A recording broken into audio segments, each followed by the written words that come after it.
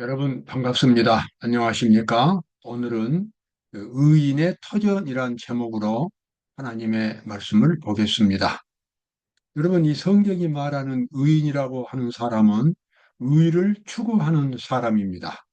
그리고 그 의라고 하는 것은 하나님께 소속된 모든 정신과 능력, 약속, 이러한 모든 것들이 다 의라는 말로 표현이 됩니다.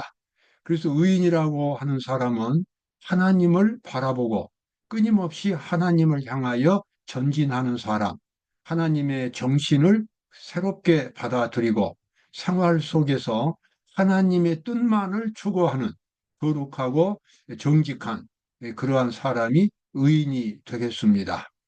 그러한 의인들에게는 하나님이 견고한 터전이 되십니다. 인간의 눈으로 볼 수 없는 하나님이, 그러니까 하나님의 약속과 하나님의 능력이 그 사람의 생존에 대한 보장이 되겠습니다. 바로 그것이 의인의 터전입니다. 오늘 그 의인의 터전을 살펴보도록 하겠습니다. 시편 11편 3절과 4절에 이런 말씀이 나와 있습니다. 터가 무너지면 의인이 무엇을 할꼬? 여기서 터라고 하는 것은 생존의 기반입니다. 의인이 만약에 그 터를 잃어버린다면 무엇을 할꼬?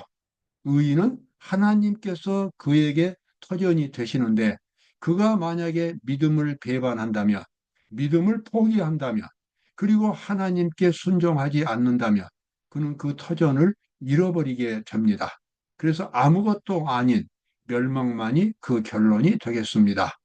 자, 그래서 그 다음에 나와 있는 말씀, 여호와께서 그 성전에 계시니, 여호와께서 성전에 계시는 것은 하나님께서 우리를 위하여서 구원을 이루시는 그런 시간과 공간이 되겠습니다.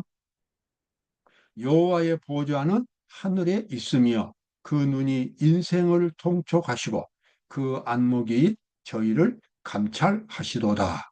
그래서 살아계신 하나님, 우리를 사랑하시고 구원하시는 그 하나님을 전적으로 의존하는 사람은 영원한 터전을 갖고 있는 사람이 되겠습니다. 그리고 그러한 터전은 의인들의 마음속에 자리를 잡고 있습니다.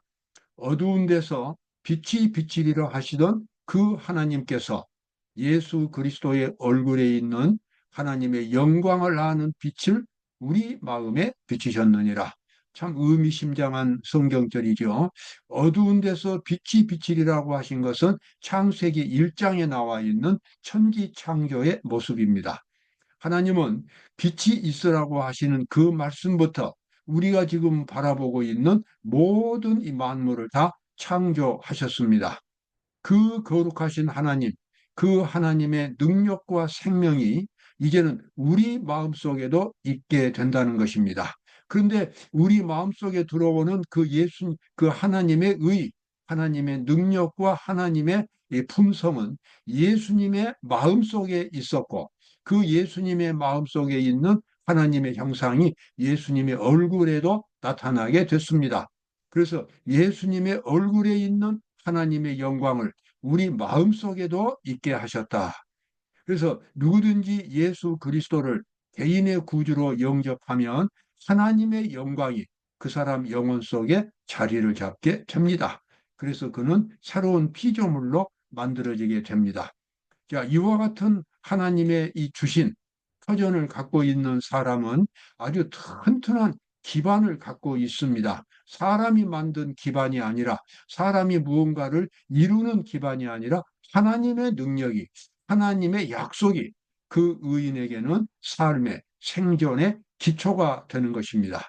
우리가 사방으로 우겨쌈을 당하여도 쌓이지 아니하며, 답답한 일을 당하여도 낙심하지 아니하며, 핍박을 받아도 버림받지 아니하며, 거꾸로 뜨림을 당하여도 망하지 아니하고, 정말 오뚜기 같습니다. 어떤 형편에, 어떤 환경 가운데서 장소에 있을지라도 그 사람은 하나님을 바라보면서 다시 일어날 수 있습니다. 어떤 환경에서도 그 사람에게는 하나님께서 생존의 굳건한 터전이 되시기 때문에 그렇습니다. 자, 생존의 기반, 의인의 터를 우리 홍수의 노아 홍수 사건에서 좀 살펴보고자 합니다. 부조와 선지자 107, 108쪽에 나와 있는 말씀입니다. 홍수 때의 땅의 표면은 전부 변하였다. 물이 줄어들기 시작하자 산들과 언덕들은 흙탕물의 대해로 둘러싸였다. 도처에 사람들과 짐승들의 시체가 널려 있었다. 금년에는 유난히 홍수가 많았습니다. 우리나라에는 별로 없었지만 일본과 중국은 아주 심각한 피해를 입었습니다. 그런데 그 홍수가 지나고 나서의 상황은 어떨까요? 모든 것이 다 파괴되고 널려 있고 정말 그것을 복구하는 데는 많은 노력과 시간이 걸립니다. 아주 고통스러운 겁니다. 그런데 이와 같은 홍수가 아무리 크다 할지라도 노아 홍수와는 비교가 되지 않습니다. 노아 홍수 때는 이 40일 동안 이 하늘에서 물이 쏟아지고 땅에 있는 물들이 솟구쳤고 40일 동안이나 이 물이 있게 퍼부었고 그 다음에 150일 동안이나 이 지구 전체가 물에 덮여 있었습니다. 그러다가 이제 하나님의 능력에 의해서 홍수가 이제 물러가게 되고 물이 줄어들기 시작했죠. 그렇게 되니까 아주 도처에 사방에 짐승들과 사람들의 시체가 널려 있었습니다. 그 시체들이 하나님의 능력에 의해서 지진이 나고 바람이 불고 해가지고 전부 땅속으로 들어가서 기름이 되고 석탄이 되었습니다. 자, 제가 보고자 하는 말씀은 이런 그 노아 홍수 후의 모습이 아니라, 자, 이 말씀 더 보겠습니다. 드러난 땅의 모습은 묘사할 수 없을 만큼 어지럽고 황폐하였다. 한때 그처럼 완전한 균형미를 가지고 있어서 아름다웠던 산들은 파괴되고 불규칙하게 되었다. 자, 노아가 이제 150일 만에 이러한 세상의 형편, 이제 물이 이제 줄어들고 이 땅의 모습이 드러났는데 얼마나 마음이 산란했겠습니까? 이런 세상에서 어떻게 살아가야 하나? 홍수 전에 있었던 그 세상과는 너무나 다른 황폐한 세상이었습니다. 노아는 이런 사람들을, 이런 이 환경들을 보면서 정말 세상이 이처럼 처참하게 변해버린 것입니다. 이제는 정말 이 고생이 말로 다 할 수 없는 고생스러운 정말 험난한 인생살이를 살아가야 되겠다고 생각을 했을 겁니다. 그때 하나님께서 노아에게 오셔서 아름다운 약속을 해 주셨습니다. 다시 이 세상이 이제 산천초목이 우거지고 그리고 짐승들이 또 질서 있게 생존하고 그 가운데서 사람이 살게 될 것이라고 하는 것을 하나님께서 노아에게 약속해 주셨고 그것이 바로 인간이 이 세상에 생존할 수 있는 하나님의 약속이 생존할 수 있는 기초가 된 것입니다. 노아는 너무나 감사해서 하나님께 제사를 드렸습니다.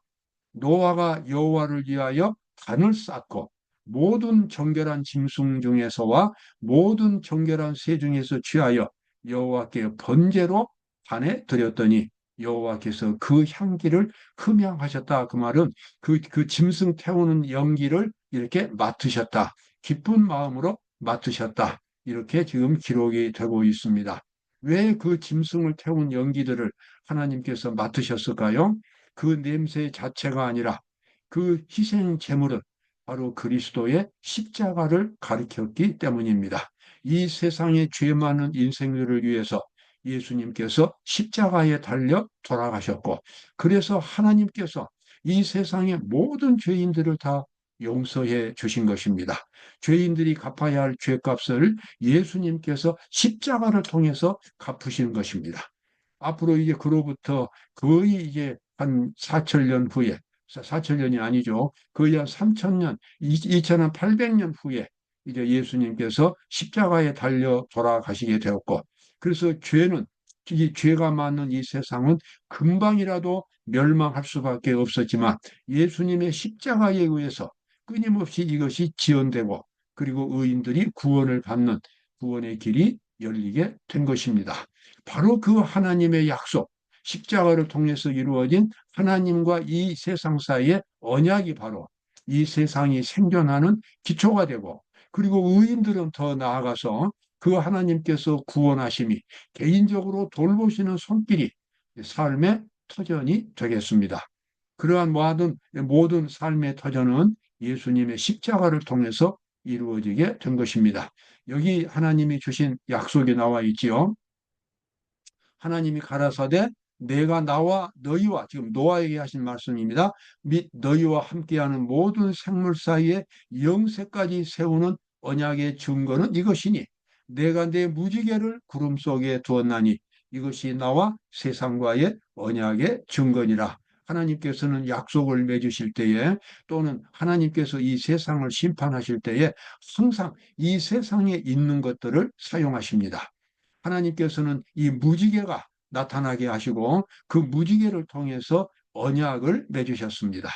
물론 그 언약은 이제 멀리는 예수님의 십자가를 상징하게 되었습니다. 그래서 이 세상이 이처럼 죄가 많아서 멸망당했고 다시 시작되었지만, 그래서 살기 어려운 거친 세상이 되었지만, 이 세상에는 예수님의 십자가가 역사하는 하나님의 이 고귀한 독생자 아들의 피가 이 세상을 위해서 흘려졌고, 그래서 누구든지 그 아들을 통해서 하나님의 사랑을 받을 수 있고 개인적으로 돌보심을 받고 살아갈 수 있게 되었습니다. 바로 그것이 의인들의 삶의 터전이 되겠습니다. 하나님의 병기창고입니다. 자, 병기창고라고 하는 것은 하나님께서 이 세상을 심판하실 때에 사용하시는 하나님의 무기입니다. 여러분, 하나님의 무기는 특별한 것이 아닙니다. 이 세상에 있는 하찮은 것들이 다 하나님의 무기로 변하게 됩니다. 그래서 이와 같은 무기를 가지고 하나님께서 심판하실 때에 하나님과 언약을 맺은 의인들은 그 가운데서 굳건하게 생존할 수가 있겠습니다. 자, 여기 마지막 때, 이 지구가 이제 멸망당하는 장면이지요. 번개와 음성들과 뇌성이 있고 또 큰 지진이 있어 어찌 큰지 사람이 땅에 있어오므로 이같이 큰 지진이 없었더라. 자, 이것은 지금 예수님 재림 직전에 이 세상이 이제 완전히 파괴되는 그러한 장면입니다. 성경에는 이러한 마지막 때의 이 대붕괴, 파괴 현상을 일곱 재앙으로 그렇게 표현하고 있습니다. 요한계시록 16장에 그 재앙이 나옵니다. 첫 번째 재앙은 땅이 완전히 썩습니다. 그 다음에 두 번째 재앙은 바다가 죽은 자의 피같이 됩니다. 지금 이런 땅이 썩고 바다가 죽고 이런 현상들이 지금 예수님 재림 직전에는 본격적으로 일어나지만 지금부터 벌써 진행이 되기 시작하고 있습니다. 그 다음에 세 번째는 강과 샘들이 지하수가 완전히 오염이 되는 재앙입니다. 그 다음에 네 번째 재앙은 해가 뜨거워지는 것입니다. 온난화 현상입니다. 그 다음에 다섯 번째 재앙은 종교와 도덕이 붕괴되는 재앙입니다. 이건 정말 끔찍한 현상입니다. 그 다음에 여섯 번째 재앙은 온 천지가 이제 지진과 여러 가지 재앙으로 무너지는 장면이면서 아마겟돈, 이제 세상 생존해 있는 여러 국가들이 생존을 위해서 전쟁을 벌립니다. 바로 그것이 아마겟돈 전쟁이고 일곱 번째 재앙에 가서 이 세상이 완전히 파괴됩니다. 자, 이와 같이 세상이 파괴되는 가운데서 의인들은 생존을 해야 합니다. 마음속에 의인은 어떤 사람들입니까? 하나님의 의가 마음속에 이렇게 굳건하게 자리를 잡은 사람들입니다. 여러분, 그것을 꼭 경험해야 합니다. 내가 단순히 막연하게 하나님을 믿는 신자라고 그렇게 자부해서 의가 생겨지는 것이 아닙니다. 개인적으로 예수님을 만나야 합니다. 저는 그래서 우리 신자들에게, 성도들에게 늘 그렇게 당부합니다. 시간을 내서 한 번은 예수님을 깊이 만나는 경험을 가지라고 제가 당부를 합니다. 몇 시간 동안이라도 예수님을 붙들고 씨름하는 경험을 가지셔야 합니다. 그리고 예수님이 내 마음속에 깊게 역사하시는 그 경험을 가져야 합니다. 그래서 지식적인 예수님이 아니라 이제는 내 마음속에 내가 나의 친구로서 나의 구세주로서 경험한 예수님이 되어야만 하는 것입니다. 그런 경험을 갖고 나서는 이제는 신앙생활이 달라지게 됩니다. 왜냐하면 그리스도의 의를 깊이 마음속에 경험했기 때문에 그렇습니다. 그 그리스도의 의가 바로 의인들의 터전이 되겠고 그 의를 굳건히 가진 사람들이 마지막 때에 생존할 수 있습니다. 마지막 때에 살아남을 사람들은 그런 경험, 그리스도의 의, 하나님이 주신 그 터전을 갖고 있는 사람들입니다. 여기 나와 있는 말씀들, 마지막 때의 재앙이지요. 화염을 내뿜는 불타는 산들을 볼 때, 그리고 용해된 광석들이 급류를 이루어 강들을 말리며 사람이 많이 사는 도시를 덮치고 하나님의 무한하신 능력을 시인하지 않을 수가 없었다. 마지막 때의 대재앙입니다. 그래가지고 그냥 이 모든 땅 속에서 지진들이 터져 나오고, 그 다음에 이 불도 그냥 우리가 보통 이렇게 갖는 그런 불이 아닙니다. 원자가 분해되는 정말 끔찍한 그와 같은 불들이 이제 세상에서 터지게 되고, 그래서 이 세상은 완전히 멸망을 당하게 됩니다. 자, 부조와 선지자 110쪽에 나와 있는 말씀입니다. 노아가 방주 안에서 안전하게 보호된 것 같이 의인들은 이 소동 가운데서도 보호될 것이다. 하나님께서 그들의 피난처가 되실 것이며 그들은 그분의 날개 아래 의지할 것이다. 여러분 꼭 이와 같은 의의 경험을 개인적으로 가지셔야만 되겠습니다. 여호와께서 환난 날에 나를 그 초막 속에 비밀히 지키시고 그 장막 은밀한 곳에 나를 숨기시며 바위 위에 높이 두시리라. 시편 27편 5절에 나와 있는 말씀입니다. 여러분 형식적인 믿음, 율법주의적인 믿음, 그래서 이 겉으로만 하는 그와 같은 끌려가는 신앙, 그것이 아니라 내가 예수님을 개인적으로 알고 예수님의 뜻에 완전히 순종하고, 그래서 예수님의 마음과 하나가 되는 그런 깊은 경험을 갖는 것이 바로 의인이며, 그 의인에게는 하나님이 바로 그 삶의 터전이 되겠습니다. 그와 같은 터전은 지금 평화로울 때 가져야 합니다. 오늘 밤에라도 여러분 꼭 그러한 경험을 가지시고, 그래서 터전을 갖는 의인이 되시기를 바라겠습니다.